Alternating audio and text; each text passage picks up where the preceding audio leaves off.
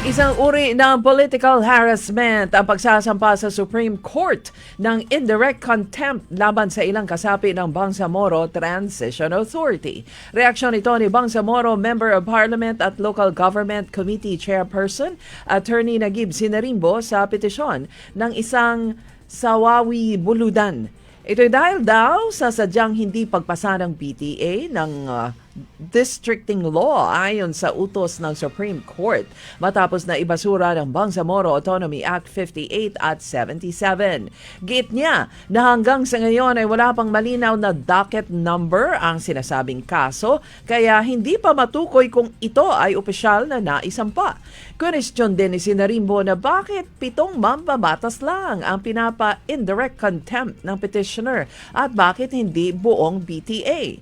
Hindi anya maipapasa ng 10 mga mambabatas na tinutukoy sa petisyon dahil hindi naman sila quorum o hindi abot ang majority.